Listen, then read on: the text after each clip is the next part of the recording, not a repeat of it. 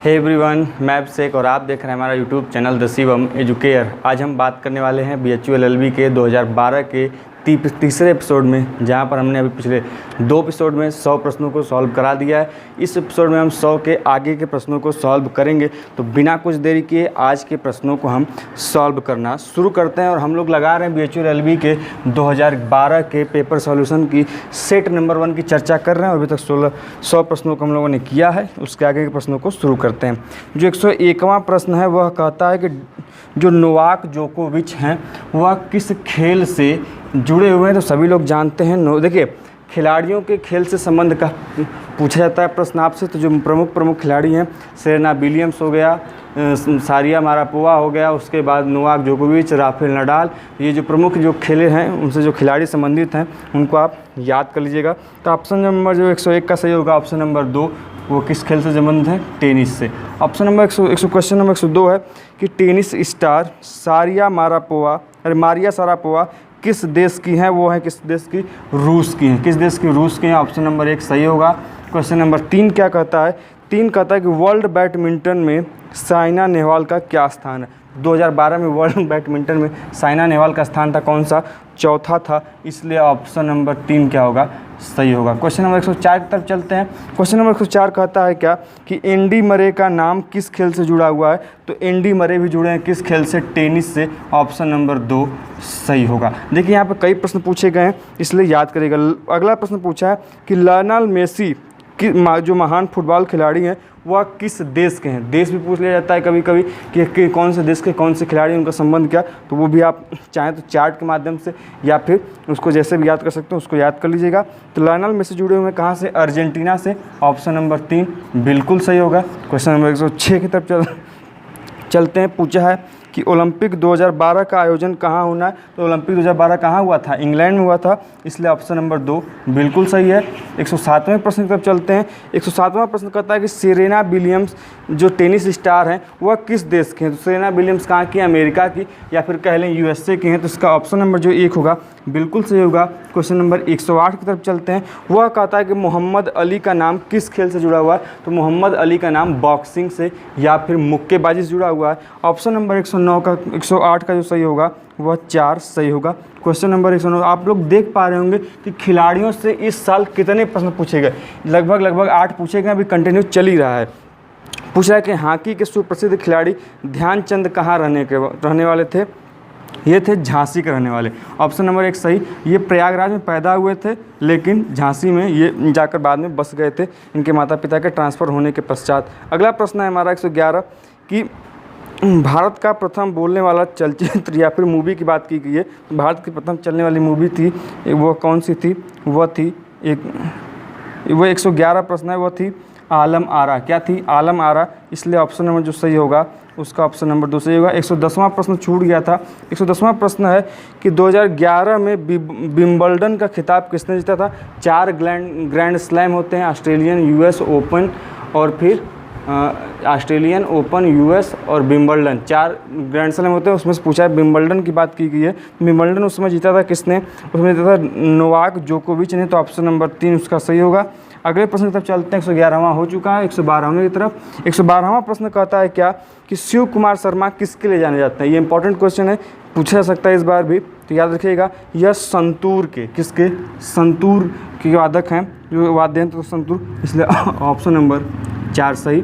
113 प्रश्न की तरफ चलते हैं।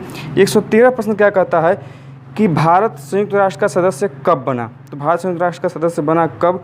1945 में।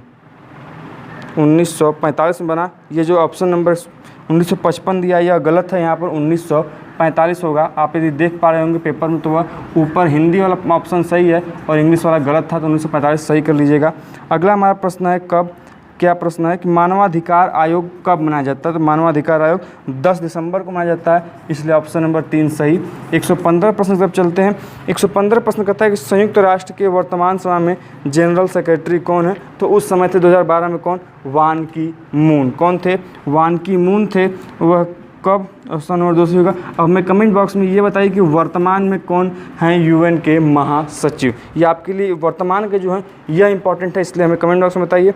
नहीं बता पाएंगे तो हम अगले पेपर में आपको बताएंगे। अगला हमारा प्रश्न है 16 कि वह समिति जो नोबेल पुरस्कार जीतने वालों का चयन करती है तो वह है स्वीडन कमेटी। वो ऑप्शन नंबर जो 116 का होगा वह 3 सही होगा। 117 की तरफ चलते हैं। 117 प्रश्न कहता है कि लोकसभा में अविश्वास प्रस्ताव को पारित करने हेतु न्यूनतम समर्थन कितने लोगों की चाहिए, तो अब 50 लोगों की चाहिए। कितने लोगों की, 50 लोगों की चाहिए। तो इसका ऑप्शन नंबर जो सही होगा 117 का 3 सही होगा। 118 प्रश्न की तरफ चलते हैं। 118 प्रश्न कहता है कि पोप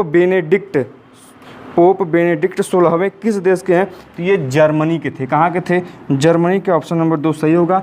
119वें प्रश्न की तरफ चलते हैं। 119वां प्रश्न कहता है कि प्रथम भारतीय का नाम बताइए जिसने क्रिकेट में दोहरा शतक बनाया था। तो यह प्रथम भारतीय थे, वो कौन थे, पॉली उमरिगर। कौन, पॉली उमरिगर। इनके नाम से वर्तमान में पुरस्कार भी दिए जाते हैं और इन्होंने प्रथम दोहरा शतक लगाया था। तो इसका ऑप्शन नंबर 2 सही होगा। 120वें प्रश्न की तरफ चलते हैं। 120वां प्रश्न कहता है क्या कि भारत के प्रथम मुख्य न्यायाधीश, यह आपके लिए इंपॉर्टेंट क्वेश्चन है कि भारत के प्रथम मुख्य न्यायाधीश कौन थे, वह थे एच.जे. कानिया। कौन थे, एच.जे. कानिया थे प्रथम मुख्य न्यायाधीश। ऑप्शन नंबर 4 सही लगा लिए। और वर्तमान में 47वें कौन, एस.ए. बोबडे। कौन है, एस.ए. बोबडे वर्तमान में 47वें हैं।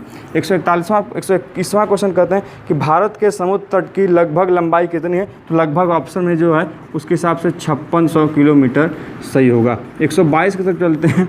122 प्रश्न कहता है कि चिपको आंदोलन किससे जुड़ा हुआ है। जो चिपको आंदोलन है वह वृक्ष के कटाई से जुड़ा हुआ है, वृक्ष के काटने से जुड़ा हुआ है। तो ऑप्शन नंबर 1 सही होगा। क्वेश्चन नंबर 123 की तरफ चलते हैं।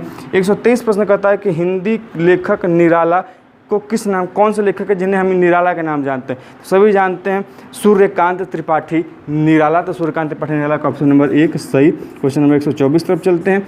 124 प्रश्न कहता है कि हवा के दबाव की माप करने वाले यंत्र का नाम। तो हवा का जो दबाव माप करता है उसको हम बोलते हैं क्या, बैरोमीटर। क्या बोलते हैं, बैरोमीटर बोलते हैं। इसलिए इसका जो ऑप्शन नंबर सही होगा 24 का वह दूसरा सही होगा। 125वें प्रश्न की तरफ चलते हैं। 125वां प्रश्न कहता है कि हीराकुंड बांध किस नदी पर बनाया गया।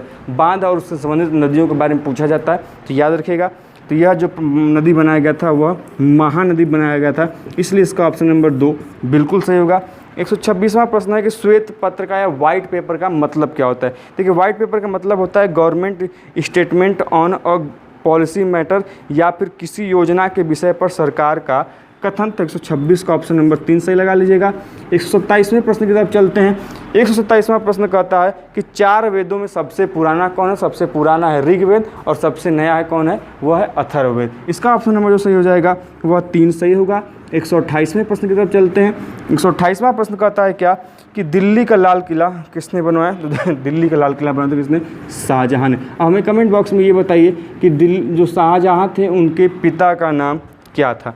अगला हमारा प्रश्न है कि कुहासा या मिस्ट का रीजन क्या होता है। तो कुहासा या मिस्ट का रीजन होता है क्या, वाटर वेपोरस एट लो टेम्परेचर, या फिर कम ताप पर पानी का वाष्प। तो क्वेश्चन नंबर 129 का 3। और आज का लास्ट प्रश्न और इस पेपर का लास्ट क्वेश्चन सॉल्व करने के लिए वह है क्या कि एपीजे अब्दुल कलाम को भारत रत्न किस वर्ष प्रदान किया गया।